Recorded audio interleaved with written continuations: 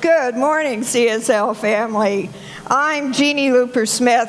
It's Halloween, and Grease is the word. But when it comes to our 7 core values here at CSL and the words that represent them, Grease didn't make the cut. However, some other really great words did. They are love, healing, oneness, abundance, spiritual growth, service, and diversity. Today, we're digesting a dish of abundance. We are one in spirit, heart, soul, and mind, a connection that goes to the core of our divinity. But does that mean that we are all just alike? A resounding no. We all show up as individual expressions of spirit in an abundance of ways. That uniqueness is the personal perspective we each have on the world, our own particular take on things.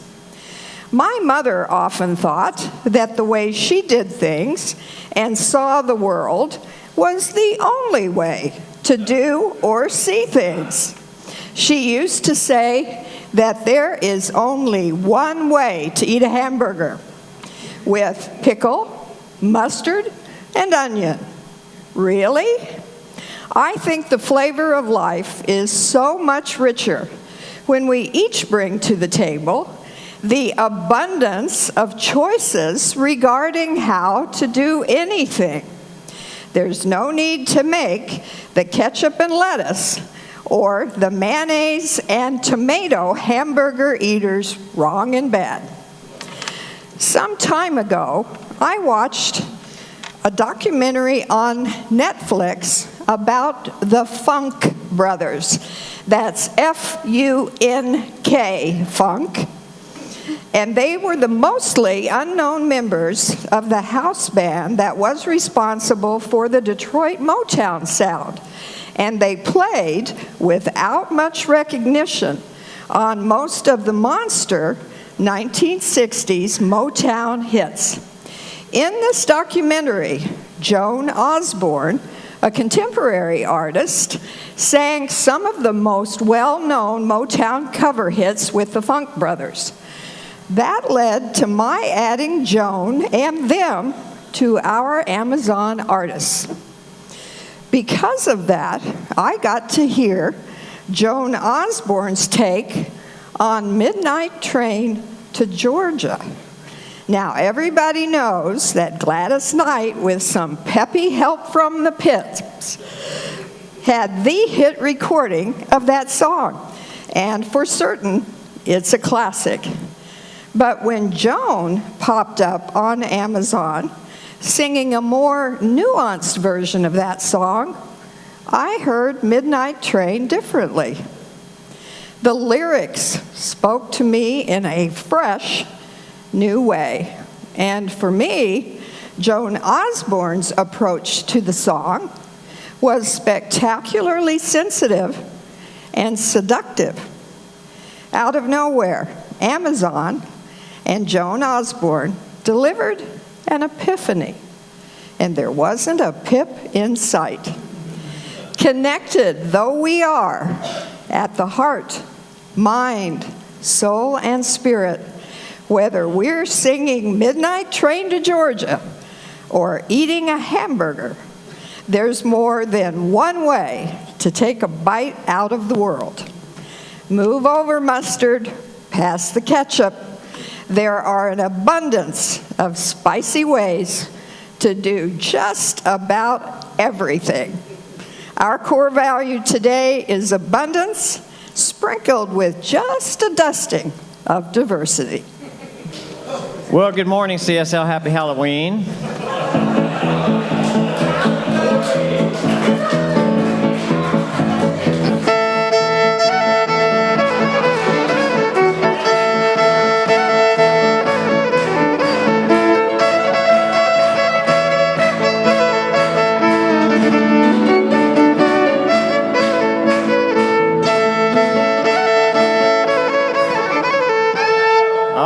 That's enough.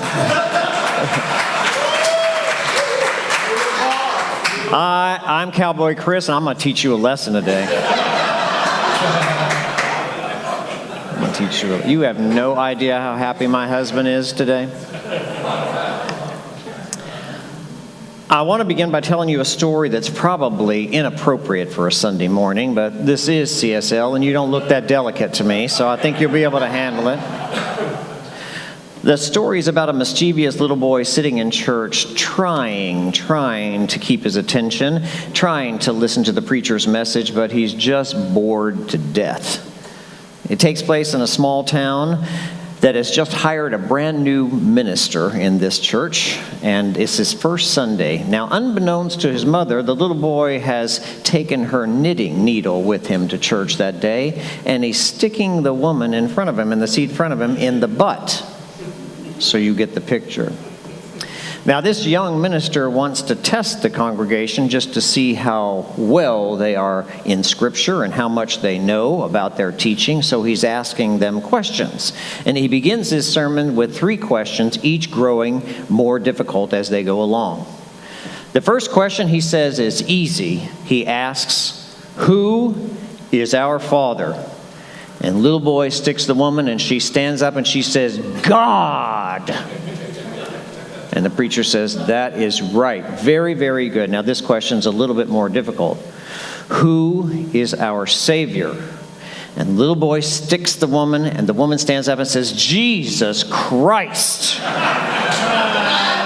And the preacher's very, very happy now. He says, "Yes, that's correct. Jesus is our Savior." And the woman is very pleased because now she's getting all this attention from the church and from the pastor.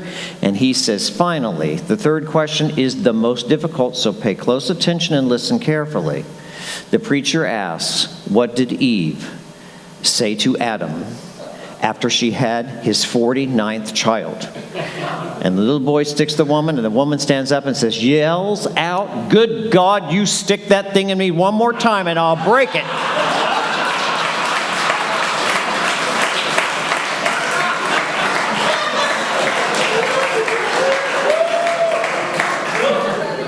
I told you it was inappropriate. But you stayed and you listened. Now, you've heard me say this before, but it bears saying again. Wherever there is joy and laughter, God is present.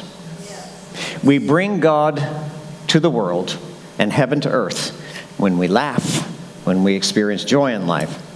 And that's important to remember because my lesson today is your reminder that your life is supposed to be a joyful adventure, not a struggle that you fight to survive and not a burden that you bear to overcome. You are not here to work hard, pay your dues, and learn lessons. Contrary to popular New Age belief, life is not a school and it is not a prison.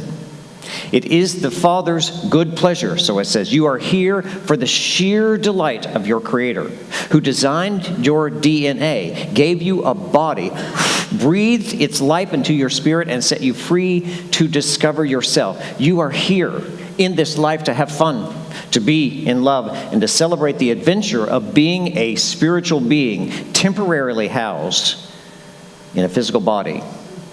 And we forget that. All of us do, me included. I get stuck in my workaday schedule and keep my nose to the grind and forget that my life isn't just about getting things done and crossing tasks off a to-do list. It's easy to do with all of our adult responsibilities. It's easy to forget what we instinctively knew as a child, that play should always come first and having fun should always be priority one. So with that in mind, I made a list of 3 things that we can do to cultivate more joy in our lives, and I want to share it with you this morning. His Holiness, the Dalai Lama, said the purpose of life is to be happy. So we're going to use that as our guide today as we progress over these 3 things that we can find more joy in living. Number 1, do more of what brings you joy. Sounds simple, sounds like a no-brainer. Do more of what brings you joy. But as I said earlier, it's easy to get stuck in the workaday world of being an adult and forget to spend time with people that make you laugh. And you forget to do things that actually make you happy. And I don't know whether you've noticed this or not, but in our world, negativity is very alluring and it's very intoxicating, especially with there's so much of it being on social media these days. Before you know it, you're scrolling through a news feed and you're watching some video or you're reading something and you feel really angry. You feel really furious, and then you start to feel hopeless. Facebook's own research says its algorithms are written for engagement, not truth. They want to keep you on their platform at all costs, even if it means feeding you. It's called a news feed for a reason. Even if it means feeding you false information and outrageous content that is intent on making you mad or engaging your senses. Sometimes I think AI is the enemy here. The artificial intelligence that's programming us to keep watching with the algorithms, even though what we're watching is toxic to our spirit. So if you find yourself feeling upset and angry from what you're seeing on social media, stop looking. Stop looking. Put the cell phone down and go do something that brings you joy. And then spend more time doing that thing that brings you joy than you do on social media platforms that aren't making you happy. Now, they're not all bad. I mean, sometimes I'm on Facebook or I'm on TikTok and I'm watching silly, stupid videos that make me laugh. So if you're using it to bring you joy, there's nothing wrong with that. You don't have to throw the baby out with the bathwater. You just have to exercise your freedom to choose. And when it comes to a choice, and when in doubt, always choose joy. Always choose the thing that makes your heart sing. Now, I don't know what that is for you, what makes your heart sing. But for me, it's listening to music. Ever since I was a little boy, I had a radio in my room. Music makes me happy because music can take me places that my mind can't schedule. Flowers, nature. I buy fresh flowers and keep them in my house so that every time I look in my house, there's beauty, there's nature, there's color, there's texture. That brings me joy. I don't know what it is for you, but whatever it is that brings you joy, do more of that. And do more of it every day. Don't do, as society tells you, what you're supposed to do and work 50 weeks out of the year so that you can spend 2 weeks on vacation doing something fun. Make every day count. Because your spirit cannot wait any longer. You know what? It's always knocking at your door, at the door of your mind, like a child that comes to your door that says, "Can you come out and play now? Can you come out and play now?" Say, "Yes, yes, I can come out and play." That's number one. Do more of what brings you joy. Number two. Be grateful for what you've got. Research shows that the happiest people are the ones that spend time each day counting their blessings. And that's because they stay focused on what they have.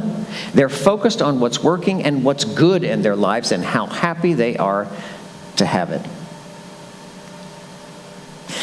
I have a friend who's got every reason to be unhappy these days. About 6 months ago, he was diagnosed with an extremely rare form of cancer that is in his left eye. I've never heard of this before, and the doctor said they never heard it either. It's completely rare. And he didn't know this was happening until his vision started to become impaired. Now, after multiple studies with doctors and doctor's appointments, they determined that the cancer is localized, so it's not life-threatening. But he's having to undergo months and months and months, and this might be a 2-year process, months and months and months of chemo to shrink the tumor in his eye. They can't operate on it because he'll lose the eye. Now, this guy's a bodybuilder, so he is not accustomed to being vulnerable physically. 6 months in to this therapy, he's upset.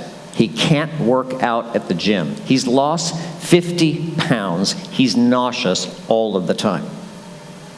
This week I talked to his wife, who's crazy. He's driving her crazy because he's so miserable. She said, oh my God, he complains all of the time. He's so unhappy. And when she told me the story of what she did this week to wake him up out of his misery, here's what it was. They were both in the car on the way to the grocery store because he can't drive, so she has to drive. And when they pull into the parking lot, they pull right next to a handicap space. And as she pulled in, she saw this man pull his van into the handicap space right next to them. He was alone. So he had to find some way to get out of the driver's seat, get in his wheelchair, before he could actually go into the store to buy his groceries, which is a long process for some handicapped people. So she's noticing this as she's pulling in. Her husband opens the car door to get out of the car, and she says, shut the door.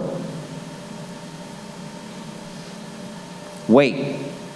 We're going to sit here, and we're going to watch this man. I want you to see his life. She said, I timed it. It took him 30 minutes to get out of his car, to get into his wheelchair, and to go in that store to go shopping. 30 minutes, she's sitting in the car with her husband, and she said to him, look, he's alone. He doesn't have anybody to help him, and he's doing fine. You have a wife and children who love you. What do you have to complain about? You should be grateful. And he started crying. The truth is, no matter how hard you think you've got it, you can always find someone who's not doing quite as well as you are. Look around, people. All you have to do is look around to see how blessed you are. You bring greater joy to your life when you take time to be grateful for all the good that's in your life today, and get this, for the good that's on its way to you in your life. Because trust me, in a universe that is created by love, there is more good just ahead on your path. Remember that the next time you start feeling sorry for yourself, a greater good always lies ahead of you. So that's number 2. Be grateful for what you've got. And finally, number 3 is find something to give. Let me ask you a question. What's it going to take, really, seriously? What's it going to take to make you happy? How much money do you need before you can say, I have enough, I'm happy now? How much weight do you feel like you have to lose and get your body in shape for you to say, I'm happy now? What woman, what man do you have to convince to love you before you can say, I have love in my life, I've got somebody, now I'm happy? When you focused on what you're trying to get out there from somebody or from the world, you will never, ever have enough. No amount will ever satisfy you. You will always want more. You see, even though it is a right guaranteed by the United States Constitution, the pursuit of happiness is a fool's folly. Because joy, my friends, isn't something that you can get outside yourself from somebody else. It is literally the essence of who you are. It's inside of you. The life coach and the spiritual guru, Tony Robbins, said the secret to living is giving. So it's in giving where you experience the most joy. Find someone to give to. Find a cause that you can support. Give here to CSL, to your spiritual family, to your home. And if you can't give money, what difference does it make? Give your attention. Give your time. Give your heart. Give your love. If you want more joy, stop looking for what you can get from life and start giving something to it.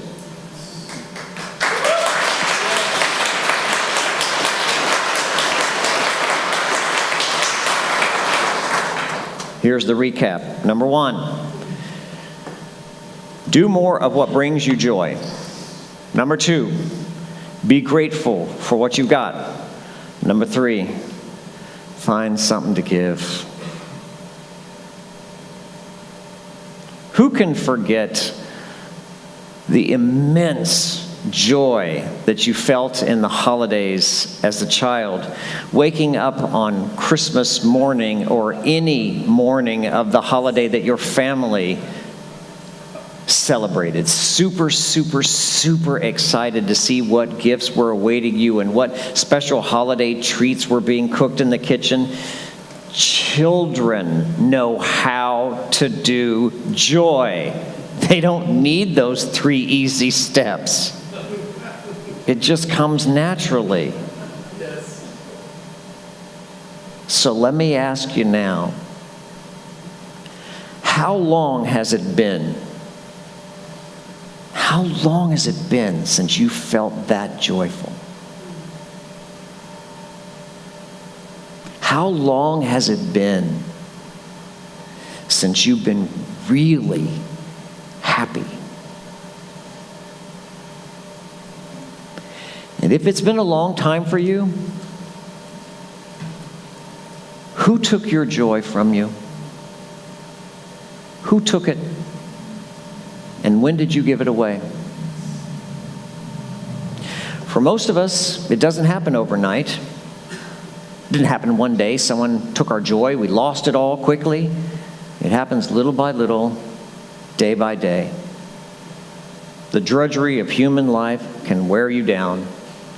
Paying bills, doing laundry, raising kids, the stresses of modern life, all of it, I'm telling you, can suck the joy right out of you. If you let it. You see, that's what we forget. We let it happen. The truth is, you're the one that decides whether your life is going to be a joyful adventure or not. Don't let anyone else decide that for you. Protect this center of joy around you in your heart. Guard it as if your life depended upon it. Because it does. It does. In our teaching, we have a lot of words for God: creative intelligence, spirit, love, infinite mind, joy, ease, peace. All of these describe what we call the infinite. But I like to think of God as a warm fire on a cold, dark night. The fire's always there, and the fire's always burning. And the closer that you get to the fire, the brighter and the warmer your life becomes. And the further that you get away from the fire, from the choices that you made consciously or unconsciously, the darker and the colder your life becomes.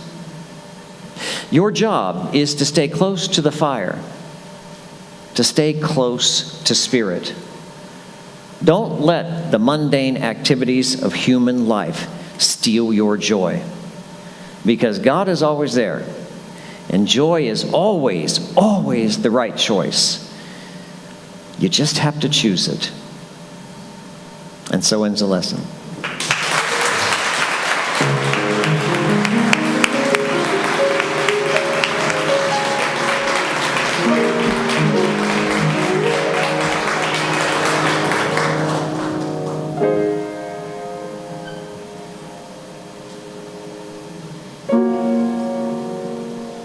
Life is such a blessing and such a gift. And the center of joy that we are born with, you can witness online and watch babies giggle and laugh before they even have a language to express their thoughts. The joy lives in their hearts. We are born with it. It comes into life with us. We just forgot. Let's take this time to close our eyes and be still and reconnect with that center of joy that lives in our heart. Let's go there now.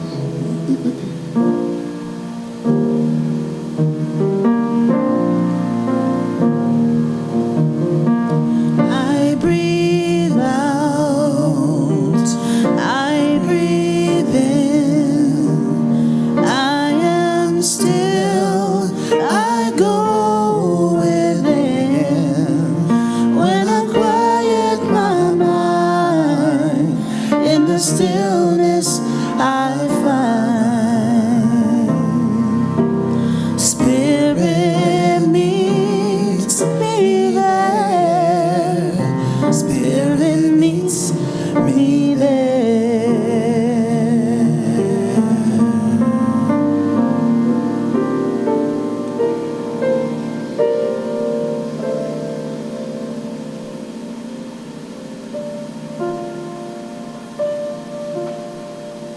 What's it going to take to make you happy?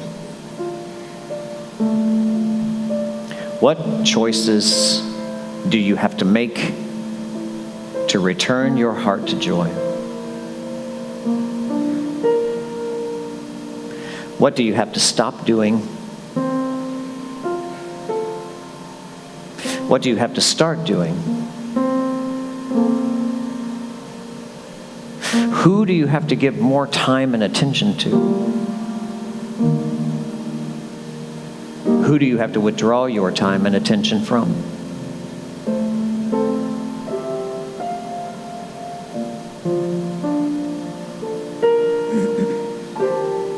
All of these questions can be answered from within. No one on the outside can answer them for you. You already know the answers. There's a knower inside of you that can answer them.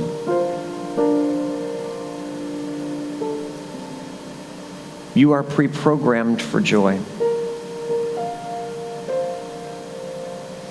If you will just make the right choices. Let's be still now and listen to the answers to those questions.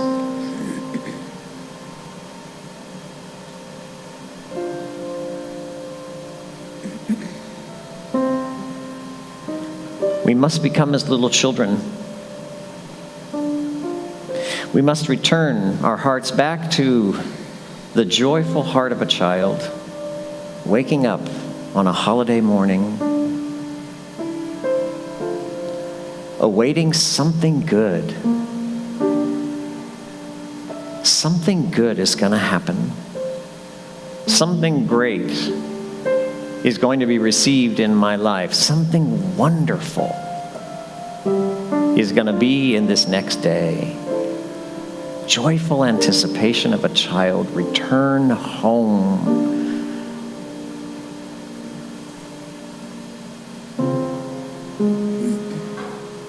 And so it is.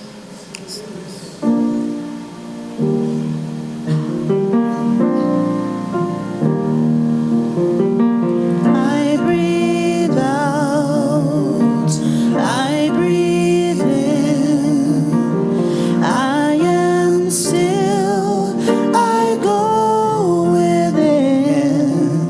When I quiet my mind, in the stillness I find. Spirit meets me there. Spirit meets me there.